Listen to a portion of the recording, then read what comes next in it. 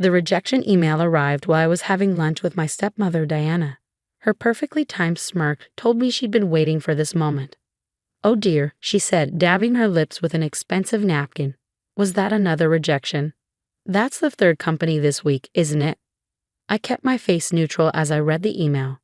The same polite phrasing I'd seen dozen times now. "While your qualifications are impressive, we decided to pursue other candidates." "Fifth company, actually," I corrected her, putting my phone away. "But who's counting?" My name is Olivia Chin, and at 28, I was watching my stepmother systematically destroy everything my father had spent his life building, including my career. Diana's smile widened. "You know, if you just accepted my offer to work at Chen Industries in a suitable position, none of this would be necessary." By suitable position, she meant a meaningless role where she could keep me under her thumb. After my father's death 6 months ago, Diana had made it clear that while she'd inherited control of the company, she expected me to know my place. "I prefer to earn my positions," I said, taking a sip of water. "But then we have different views on that, don't we?" Her eyes narrowed. Diana had been my father's secretary before becoming his second wife 3 years ago. The ink on their marriage certificate had barely dried before his mysterious heart attack. "Careful, Olivia," she warned, her voice honey-sweet but her eyes cold. "That sharp tongue of yours is exactly why you can't find work. No one wants to hire someone with attitude problems." She wasn't even trying to hide it anymore. Diana had spent the last 6 months using my father's connections to blacklist me from every major company in the finance industry. Her message was clear: submit to her authority at Chen Industries or watch my career disappear. What Diana didn't know was that I'd seen this coming. My father, Christopher Chen, hadn't built one of the most successful investment firms in the city by being naive. He taught me everything he knew, including how to prepare for betrayal. "You're probably right," I said, standing up. "Thank you for lunch, Diana. Always illuminating." As I walked out of the restaurant, I could feel her satisfaction radiating behind me. She thought she had me cornered, desperate. Just another trust fund kid who'd never learned to survive without daddy's money and connections. But my father had taught me so much more than she knew. I caught a cab to the small apartment I now called home, a far cry from the penthouse where I'd grown up, but it served its purpose. Diana thought she'd humiliated me by freezing my accounts and forcing me to downsize. She didn't realize I'd chosen this place specifically for its proximity to the city's financial district. Inside, I went straight to my home office, a converted walk-in closet with a desk, laptop, and walls covered in financial data. This was where I'd spent the last 6 months, watching Diana's every move at Chen Industries. My phone buzzed, a text from Marcus, my father's former head of security. She bought it. Board meeting scheduled for Friday. I smiled, thinking about the seeds I'd been carefully planting. Anonymous tips to board members about questionable transfers. Whispers about Diana's rapid changes to company policy. Questions about the unusual circumstances of my father's death. Diana was smart, but she'd made one crucial mistake. She thought my father had taught me about finance only in the office, during business hours. She didn't know about our late-night strategy sessions, the weekends spent discussing market psychology, the lessons learned over chess games and dim sum. Most importantly, she didn't know about Project Phoenix. I opened my laptop and pulled up a secure folder. Inside were documents my father had prepared in the months before his death. Evidence of Diana's manipulation, records of her secret accounts, proof that she'd been selling company secrets to competitors. But the real treasure was a series of shell companies he'd helped me set up years ago. On paper, they were small investment firms spread across different countries. In reality, they were a network designed to acquire controlling interests in key companies without drawing attention. For 6 months, while Diana was busy blocking my obvious moves, these companies had been quietly buying up shares in Chen Industries' major clients and partners. Each purchase was small enough to fly under the radar. But together, a knock at my door interrupted my thoughts. I quickly closed the laptop and checked the security camera I'd installed, a habit my father had instilled in me. It was Sarah, my best friend and the only person besides Marcus who knew what I was really doing. "Please tell me you're not still eating instant ramen," she said as she walked in, holding up bags of takeout. "You can't overthrow an evil stepmother on cup noodles alone." I laughed, realizing I'd barely eaten at my lunch with Diana. My evil stepmother actually bought me a lovely lunch today. She wanted to gloat about her latest success in ruining my life. Sarah set out containers of Chinese food. From my father's favorite restaurant, I noticed with a pang. How many companies is it now? Lost count, I said, grabbing chopsticks. But doesn't matter. Everything's ready for Friday. She paused, a dumpling halfway to her mouth. You're sure about this? Once you make your move, there's no going back. I thought about Diana's smug smile, about the way she'd warmed her way into my father's life and then systematically taken everything he'd built. I thought about the questions the police had dismissed about his death, about the medical reports that didn't quite add up. Unsure, I said firmly. Dad didn't just teach me about business, Sarah. He taught me about justice, about protecting what matters. She nodded, understanding in her eyes. Sarah had known my father since we were kids in boarding school together. She'd seen firsthand how he balanced fierce business acumen with genuine compassion. Tell me the plan again, she said, settling onto my small couch. I want to make sure we haven't missed anything. I pulled out my laptop and brought up a complex diagram of company relationships. It starts with Western Capital. Western Capital was Diana's pride and joy, her first major acquisition as CEO of Chen Industries. She pushed the deal through over objections from the board, claiming it would diversify our portfolio. What she didn't know was that Western Capital was already compromised. Through my shell companies, I controlled enough of their debt to force a restructuring. When I called in those debts on Friday, it would start a domino effect that would ripple through all of Diana's recent acquisitions. The board meeting is at 10 a.m., I explained. Diana will be presenting her grand vision for the company's future. But at 9:45, the first reports of Western Capital's financial irregularities will hit the news. Sarah whistled low. And you're sure about your timing? I nodded. Marcus has everything set up. When Diana tries to deny the problems, he'll accidentally project proof of her own involvement on the boardroom screen. Every questionable deal, every secret payment, every connection to Western Capital's troubles. And then, I said, pulling up another document, the board learns about my shell companies, about how they own not just Western Capital's debt, but controlling interests in half of Diana's pet projects. They'll realize that while she was busy playing CEO, someone else was quietly becoming kingmaker. Sarah was quiet for a moment, processing. Your dad would be proud, not just of the plan, but of how you've handled everything. I felt tears prick at my eyes but blinked them away. Now wasn't the time for emotions. Sometimes I wonder if he knew, about Diana, about what she was planning. The way he prepared me taught me to look beyond the obvious. Of course he knew, Sarah said softly. Your dad didn't trust easily, especially after your mom died. He must have seen something in Diana that worried him. I thought about the last conversation I'd had with my father just days before his death. We'd been in his office late at night, playing chess like we always did. Remember, Olivia, he'd said, moving his knight into position. The most dangerous moves often look like mistakes to your opponent. Let them think they've won, and they'll never see the real threat until it's too late. At the time, I thought he was just teaching me chess strategy. Now I wondered if he'd been preparing me for exactly this moment. A notification popped up on my laptop, another email from a company rejecting my application. But this time, instead of frustration, I felt only determination. Diana thought she was winning, thought she'd stripped me of everything that mattered. She didn't understand that my father's real legacy wasn't his money or his company. It was everything he'd taught me about patience, strategy, and justice.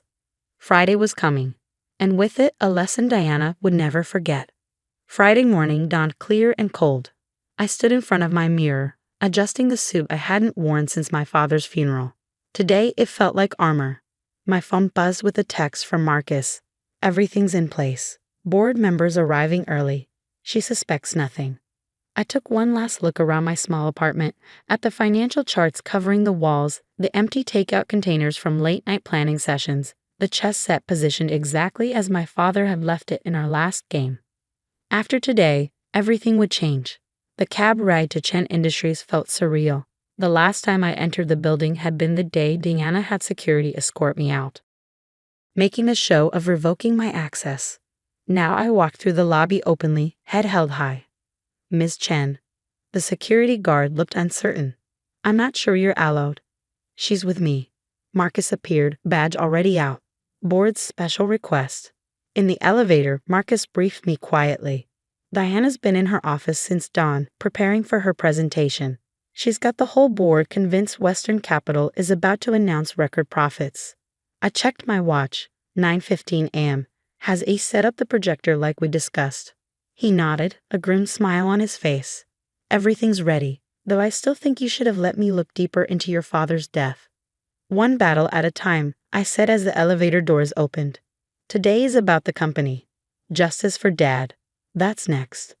The boardroom was filling up when we arrived. I recognized most of the faces, people who'd known me since childhood, who'd watched me learn the business from my father. A few nodded slightly, others looked away uncomfortably. Diana swept in at 9:30, immaculate in an expensive suit, her confidence radiating. She faltered slightly when she saw me but recovered quickly. "Olivia, darling," she said loudly. "How unexpected. The board meeting is private." Actually, Robert Chen, my father's oldest friend and head of the board, interrupted. "We invited Olivia. Given the concerns raised about recent company decisions, we felt it appropriate to have all Chen family members present." Diana's smile tightened almost imperceptibly.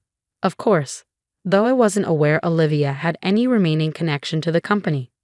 "Blood is blood," Robert said firmly. "Please begin your presentation." As Diana launched into her carefully prepared speech about growth metrics and strategic acquisitions, I watched the clock. 9:40, 9:42. At exactly 9:45, phones around the room began buzzing. Board members glanced down, faces growing concerned.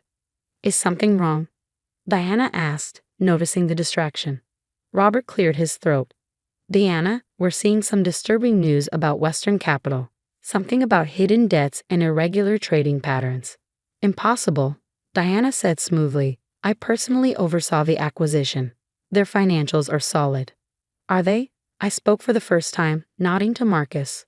The projector screen behind Diana suddenly filled with documents, internal memos, bank transfers, encrypted emails between Diana and Western Capital's CEO. "What is this?" she demanded, spinning around. "The truth," I said, standing up. "About Western Capital. About how you've been selling company secrets. About everything." For the next 30 minutes, I laid out my evidence. How Diana had orchestrated the Western Capital deal to hide her own illegal activities. How she'd been systematically weakening Chen Industries while strengthening her personal position. "This is nonsense," she sputtered. "You're just a bitter child who couldn't handle losing Daddy's company." Speaking of my father, I said quietly, should we discuss the irregularities in his medical reports? The missing security footage from the night he died? Or should we focus on how my shell companies now control most of your recent acquisitions? The color drained from her face. "Shell companies? What shell companies?" I pulled up another document showing the complex network of companies I built. "Did you really think my father only taught me what you saw in the office? Every time you blocked me from a job, these companies bought more shares. Every time you flaunted your power, you were actually helping me gain control." The boardroom erupted in chaos. Board members demanded explanations. Diana tried to deny everything, but the evidence was overwhelming. "Mrs. Chen," Robert said heavily, "in light of these revelations, the board is calling for an immediate vote of no confidence." "You can't do this," she hissed. "I'm Christopher's widow. And I'm his daughter," I cut in. "The daughter he spent years preparing for exactly this moment. Check your contracts, Diana. Really check them. Those shell companies don't just own shares in our partners. They own controlling interest in your personal holding companies too." She staggered slightly, realization dawning. "The offshore accounts, all traced back to you. The SEC will be particularly interested in those." The next few hours passed in a blur of lawyers, statements, and signatures. Diana was removed as CEO, pending criminal investigation. The board appointed me interim chief executive, with Robert as special advisor. By sunset, I was sitting in my father's old office, my office now, looking out over the sea. The chess set he kept on his desk was exactly as I remembered it. Sarah found me there, 2 glasses of champagne in hand. "Your dad would be popping champagne right now," she said, handing me one. His daughter, not just beating them at their own game, but creating a whole new one. I smiled, thinking of all his lessons. The game's not over yet. There's still the question of his death. One battle at a time, remember? She clanked her glass against mine. Today was about taking back what's yours. Tomorrow we get justice. A knock at the door interrupted us. Marcus, with a stack of files.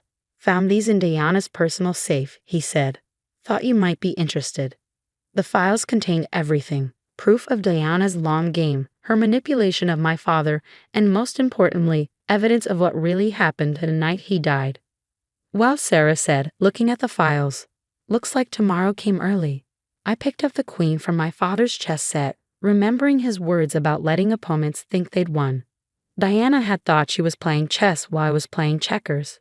She never realized we were playing an entirely different game.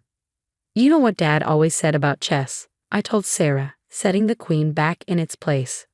The queen might seem like the most powerful piece, but it's how you use your pawns that really wins the game. As if in answer, my phone buzzed with a news alert. Chen Industries stock soars under new leadership. Former CEO faces criminal charges. I looked around the office, at my father's books still lining the walls, his favorite painting hanging behind the desk, the city lights twinkling beyond the windows. Diana had tried to erase every trace of him, but his real legacy was never in these things. It was in the lessons he taught me, the strength he'd helped me find. Tomorrow would bring new challenges. There would be companies to rebuild, partnerships to restore, and yes, justice to pursue for my father's death. But tonight, sitting in his chair, I felt at peace for the first time since losing him. To Dad, I said, raising my glass. To Dad, Sarah echoed. And to the daughter who proved that the smartest player isn't always the one making the most noise. Outside my office, Chen Industries hummed with renewed energy. Employees who'd been afraid under Diana's leadership walked taller now. The fear was gone, replaced by hope. I picked up my father's favorite pen, the one he used to sign every major deal, and began writing out my plans for the company's future. There would be changes, but not like Diana's slash-and-burn approach. These would be strategic, thoughtful, built on the foundation my father had created. The sun had set completely now, leaving the office lit only by the city's glow. In this light, I could almost imagine my father sitting across from me, that proud smile on his face, setting up another chess game. Your move, Diana, I whispered to the empty room. Your move.